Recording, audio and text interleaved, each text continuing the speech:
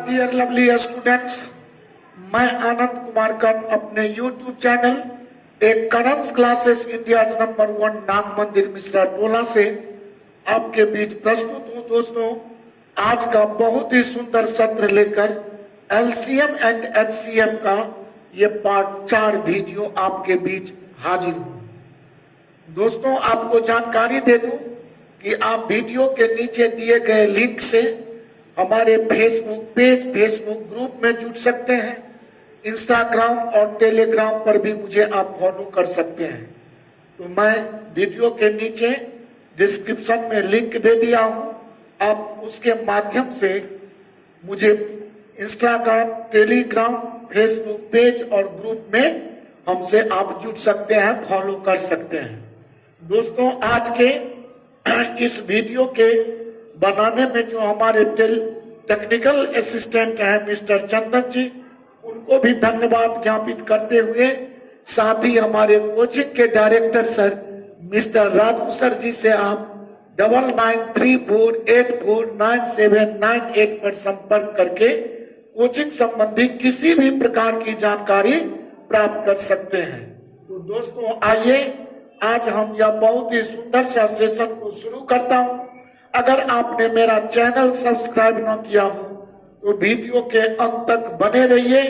अगर वीडियो आपको पसंद आ जाए तो आपसे गुजारिश है कि आप मेरा चैनल सब्सक्राइब करना नहीं भूलेंगे, बेल आइकन दबा लेंगे ताकि कोई भी न्यू वीडियो अपलोड करूंगा तो उसका नोटिफिकेशन सीधा आप तक पहले पहुंच सकता है और आप हमारे उस वीडियो को जहां भी होंगे मजे में देखकर उपयोगी मटेरियल से अपने परीक्षा में लाभ उठा सकते हैं, अपने जिंदगी को संवार सकते हैं।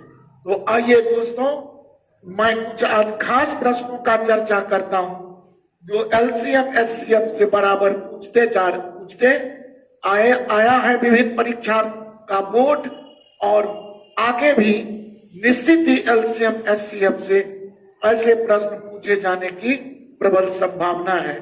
तो बिना देर किए हुए मैं चलता हूं और पहला प्रश्न आपके मोबाइल स्क्रीन पर ये रहा। जी हाँ दोस्तों, बहुत है कि दो संख्याओं का लसाअ 120 है। निम्नलिखित में कौन सी संख्या इन संख्याओं का मौसा नहीं हो सकती? इसके लिए मैं आपको समझा दूं दोस्तों कि अगर 8 और 12 का हम LCM देखें तो 8 और 12 का LCM तो 24 होगा। 8 और 12 का अगर HCF देखूं तो 8 और 12 का HCF मेरा 4 होगा। अब अगर ये 8 12 हटा लूं और मैं कहूं कि दो संख्याओं का LCM 24 और उसका HCF 4 है, तो क्या ये LCM का ये HCF होना संभव है कि नहीं? तो याद रखना है, दो संख्याओं का LCM आपका जो भी निकल कर आएगा और HCF जो भी आएगा, तो यह तय है कि HCF से या LCM निश्चित ही विभाज्य या कट जाएगी या डिविजिबल होगी। तो अगर HCF 4 से या 24 कट गया तो कहेंगे ऐसी संख्याएं कोई दो वास्तव में रहा होगा जिसका LCM 24 और HCF 4 हो सकता है। ये तभी संभव है जब HCF से LCM आपका कट जाए। अब इस सिद्धांत पर देखें तो इस प्रश्न में दो संख्याओं का जो LCM है वह रख दिया है आपका 120। तो जब दोस्तों LCM रख दिया है 120 तो LCM रखा 120 और प्रश्न है कि कौन सी इन चारों में से इसका HCF या मौसा नहीं हो सकती। तो देखिए कि LCM अगर 120 है तो 120 को कहेंगे 8 को काट देगा तो कहेंगे यह 8 उसका HCF हो सकती है। तो कहेंगे 8 HCF हो सकती है। 12 पर सेकेंड ऑप्शन विचार करूं तो 12 दाएं 120 कहेंगे HCF हो सकती है। अब आपका 24 से विचार करूं तो 24 पंचे 120, 120 को 24 से भी न कट रही है तो कहेंगे हाँ 24 भी हो सकती है। और लास्ट ऑप्शन है 35, तो 35 से 120 आपका नहीं कट सकती, 120 को 35 नहीं ना पूरा काट सकती है, तो कहेंगे 35 120 को नहीं काटेगी, अर्थात यह HCF नहीं हो सकती। और इस तरह आपका ऑप्शन डी बिल्कुल ही करेक्ट हो जाएगा। और इस प्रश्न से एक LCM HCF का प्रॉपर्टी या गुणधर्म निकल कर आया कि संख्या समूह के LCM जो भी होंगे उसका HCF जरूर ही उस LCM को विभाजित कर देगी। और इस तथ्य को सदा याद रखें, इस पर बहुधा प्रश्न पूछे गए हैं। और इस तरह आपका यह पहला प्रश्न दोस्तों समाप्त हुआ। तो आइए बिना देर किए हुए नेक्स्ट क्वेश्चन पर विचार करता हूं। अगला प्रश्न ये रहा। जी हाँ दोस्तों, प्रश्न है कि दो संख्याओं का अनुपात 15:11 है। यदि इनका मौसा 13 हो तो ये संख्याएं मतलब कौन है, इनमें से दो संख्या ABCD में से कौन करेक्ट है। तो समझे दोस्तों कि मान लीजिए कि मैं आपको इस प्रश्न समझाने के लिए एक काम करता हूं। दो संख्या सपोज आपको हम रख दिया 8 और 18। अब इसका अनुपात अगर कहूं तो कहेंगे 2 चौका 8 और 2 नम्मे 11, 2 चौका 8 और 2 नम्मे 18। अब 8 और 18 का अगर मैं HCF कहूं तो आप HCF इसका कह सकते हैं दोस्तों कि 8 और 18 का HCF मेरा 2 होगा। अब अगर मैं ये 8 और 18 हटाकर आपसे बोलूं कि दो संख्याओं का अनुपात 4:9 है, ये पहली संख्या है अनुपात या दूसरी संख्या है, और तब कहूं कि इसका HCF 2 है, तो वे संख्याएं क्या है। तो HCF जो होता है ना, वह संख्या समूह के अनुपातिक राशि में 1 यूनिट का वैल्यू सदैव खुद होता है। तो अगर 1 यूनिट 2 है तो 4 यूनिट 4 गुनी 8 रहा होगा, और 1 यूनिट 2 है तो 9 यूनिट 9 गुने 2 मतलब 18 रहा होगा, और यही दोनों संख्याएं थे। तो कहने का मतलब अगर संख्याओं के अनुपातिक टर्म को इसके दिए गए HCF से आप गुना कर देंगे तो वह संख्या ओरिजिनल जो है, वह जो असली संख्या है, वह खुद निकल कर आ जाती है। तो इस परिस्थिति से अगर आप इस मैटर को फॉलो कर गए तो अब आपको कुछ भी नहीं करना है। अब आप देख लें कि दो संख्याओं का जो रेशियो है दोस्तों, वह 15:11 दिया हुआ है, और इसका HCF आप देखें कि प्रश्न में 13 रखा हुआ है इसका मोसो HCF। अब अगर इस 13 से 15 का गुना और इस 13 से 11 का गुना कर दो तो हमारा संख्या डायरेक्ट निकल कर आ जाएगा। तो 15 तिया 45, अब 15 4 19, और फिर यहाँ 11 से 13 का गुना 143, तो हमारा ये दोनों संख्याएं 195 और 143 निकल कर आया, और आपका ऑप्शन डी बिल्कुल ही करेक्ट है। और इस तरह यहाँ पर आपको सदा ध्यान रखना चाहिए कि दो ही संख्या का बात है, 3 4 कितनी भी संख्या का रेशियो पता हो और उसका HCF मुझे मालूम हो, तो उस HCF से अगर मैं अनुपातिक टर्म को गुना कर दूं तो मेरा वह नंबर फाइंड हो जाता है। इसे ध्यान रखना है। और इस तरह आपका ये भी प्रश्न समाप्त हुआ। दोस्तों, बिना देर किए हुए नेक्स्ट प्रश्न पर चल रहा हूं। अगला प्रश्न ये रहा। जी हाँ दोस्तों, अगला प्रश्न है कि यदि दो संख्याओं का लॉस 2310 तथा 900, तो 2310 है आपका लॉस, नोट करता हूं, और इसका 900 आपने बोला है 30 है।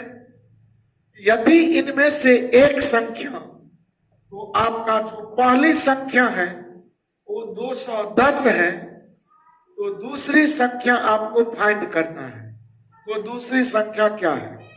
मैं आपको पहला जो मैं चैप्टर थ्योरी एंड कॉन्सेप्ट का समझाया हूं वीडियो में, तो उसमें क्लियर समझा दिया हूं कि दो संख्या माने पहली संख्या का अगर कोई दूसरी संख्या से गुना करे तो यह हमेशा इस दोनों संख्याओं का गुणनफल या प्रोडक्ट इन दोनों संख्याओं के लॉसों और मोसों के गुना के बराबर होता है। तो यहाँ पहली संख्या है 210, दूसरी संख्या आपको फाइंड करना है, तो 210 गुने दूसरी संख्या बराबर 910 गुने 930।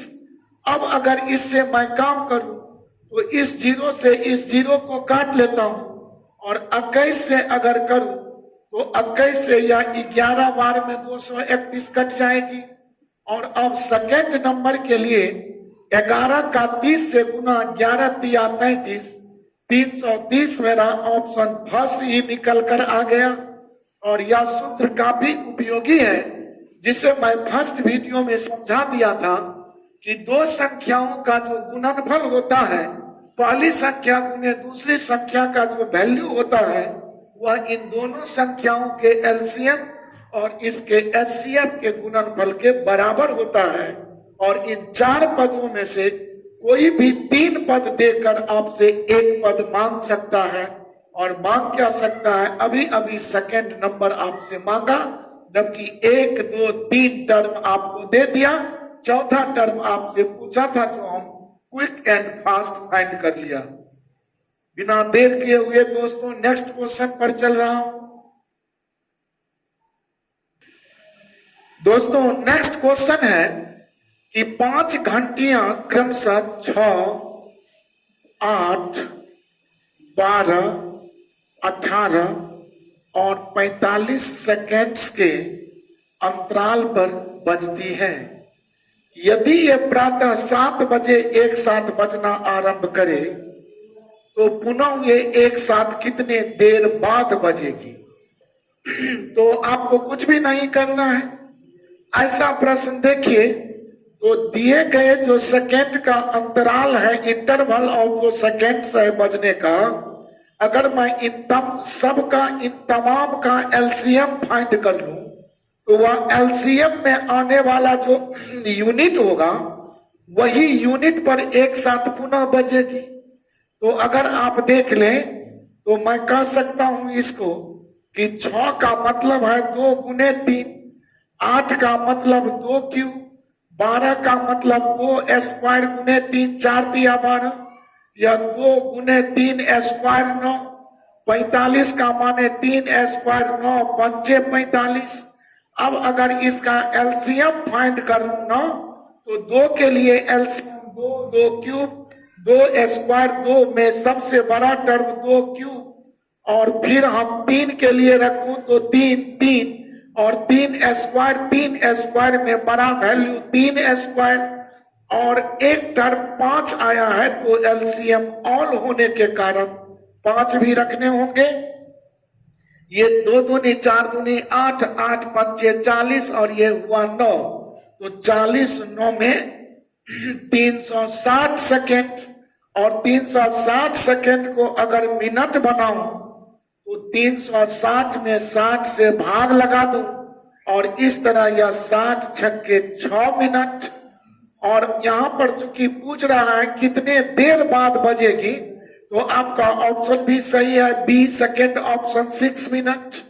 अगर इसमें रहता कि ये पुनः एक साथ कितने बजे बजेगी, तो सबको बजाया था 7:0:0 में अकॉर्डिंग टू क्वेश्चन, और हमको 6 मिनट बाद एक साथ बजने का टाइम निकल आया। तो इसमें अगर हम 6 मिनट ऐड कर देते तो कहते 7:06 पर एक साथ बजेगी। तो चूंकि आपसे प्रश्न यहाँ पर कितने बजे बजेगी वह नहीं पूछा, कितने देर बाद या after how many much time it will run together, या एक साथ कब बजेगी, तो आपका उत्तर बी बिल्कुल ही सही आ गया। और इस तरह दोस्तों ये भी प्रश्न आप समझ गए होंगे। एलसीएम निकालेंगे टाइम का, वही तो मेरा आंसर होगा। और इस तरह यह प्रश्न समापन हुआ। मैं नेक्स्ट क्वेश्चन पर आपके साथ चर्चा कर रहा हूं। दोस्तों आज का यह अंतिम सवाल आपके साथ है इस वीडियो का, या लास्ट क्वेश्चन आपके बीच शेयर कर रहा हूं। प्रश्न है कि 6 घंटियां एक साथ बजनी आरंभ करती है। यदि ये घंटियां 2, 4, 6, 8, 10 और 12 सेकंड के अंतर या अंतराल से बजे तो ये 30 मिनट में कितनी बार इकट्ठी बजेगी। बहुत ही इंपॉर्टेंट क्वेश्चन और बहुत सुंदर प्रश्न। ऐसा प्रश्न कभी भी देखें तो ये तो आपके दिमाग में कुतूहल क्या, ये जिज्ञासा समाप्त हो गया कि ऐसे प्रश्न जब ही देखें तो पुनः एक साथ बजने का जो टाइम होगा वह तो इन सबों का एलसीएम फाइंड करना होगा। तो यह मौखिक 2, 4, 6, 8, 10, 12 का एलसीएम आप 120 सेकेंड दैट इज 2 मिनट्स बोल सकते हैं। अब मैं 30 मिनट में कितनी बार इकट्ठी बजेगी, तो इसको समझने के लिए पहले ये मैं थोड़ा सा समझ लूं कि अगर मैं 5 घंटी इस रूम में रखूं और वह डिफरेंट टाइम में बजे, लेकिन अगर 2 मिनट बाद वह एक साथ बजे और मैं पूछूं आपसे कि 8 मिनट में यह कितनी बार बजेगी। सपोज एक उदाहरण के तौर पर मैं 8 मिनट में कुल कितनी बार बजेगी, तो इसका अगर चर्चा करूं तो सबसे पहले जब यहां बजेगी तो इसके 2 मिनट बीत जाएंगे तब यहां बजेगी, फिर 2 मिनट बीत जाएंगे तब यहां बजेगी, फिर 2 मिनट बीत जाएंगे तब यहां बजेगी, फिर 2 मिनट बीत जाएगा तब यहां बजेगी। अब देखिए गौर करके कि कितनी बार बजी, तो 2, 2, 4, 2, 6, 2, 8 मिनट तो बीत गया, लेकिन बजने वाला जो हमने डबल टिक लगाया था वह 1, 2, 3, 4, 5 बार डबल टिक। देखिए जब पहली बार एक साथ बजा देंगे, इस डबल टिक को समझिए, तो इसके 2 मिनट बीत जाने के बाद न यह बजेगी, फिर 2 मिनट बीत गया तब बजेगी, फिर 2 मिनट बीत गया तब बजेगी, फिर 2 मिनट बीत गया तब बजेगी। तो 1, 2, 3, 4 बार 2-2 मिनट बीता, तो 4 दूनी 8 मिनट का टाइम टेकन हुआ, लेकिन घंटी बजने की जो आवाज है वह 1, 2, 3, 4, 5 बार बजेगी। अर्थात ऐसे प्रश्न में जितना मिनट टोटल दे दे और उसमें इकट्ठे बजने की बात कहे तो आप मजे में अभी भी यहाँ 8 मिनट के लिए 8 में 2 से भाग करके 1 जोड़ता तो 2 चौका 8, 4 प्लस 1, तो आप 5 बार या 5 टाइम्स उत्तर बोलता। और इसी प्रकार अगर हमसे यहाँ पर 30 मिनट का चर्चा हुआ है तो बोलिए आंसर समझ गए होंगे कि 30 मिनट में 2 से भाग लगाएंगे, लेकिन 1 जोड़ना नहीं भूलेंगे, अन्यथा आपका बनाया हुआ खेल बिगड़ जाएगा। तो कहेंगे 2 से 15 बार में कटा और 15 1 16 बार या 16 टाइम्स 16 बार या एक साथ इकट्ठे बजेगी। और इस तरह आपका ऑप्शन आया डी। मुझे विश्वास है दोस्तों कि आपको यह आज का सत्र बहुत अच्छा लगा होगा। मैं ज्यादा लंबा टाइम का वीडियो बनाना नहीं चाहता, और मेरा यह प्रयास है आपके साथ कि जो भी वीडियो आपको जारी करूं उसमें दर्शाए गए दिखाए गए जो प्रश्न हैं वह काफी महत्वपूर्ण और उपयोगी होना चाहिए, और इसकी सराहना या उल्हाना जो कहें वह आप पर निर्भर है। वीडियो पसंद आ जाए तो जरूर लाइक करेंगे, अपने दोस्तों के बीच शेयर करेंगे, कमेंट करना नहीं भूलेंगे, सजेशन देना नहीं भूलेंगे। आज की मुलाकात के लिए बहुत बहुत धन्यवाद। समय का समापन है, आपसे इजाजत चाहूंगा, आज्ञा दें। फिर बहुत जल्द न्यू वीडियो लेकर आपके बीच उपस्थित हो रहा हूं। Tata, bye bye, thank you so much my lovely students.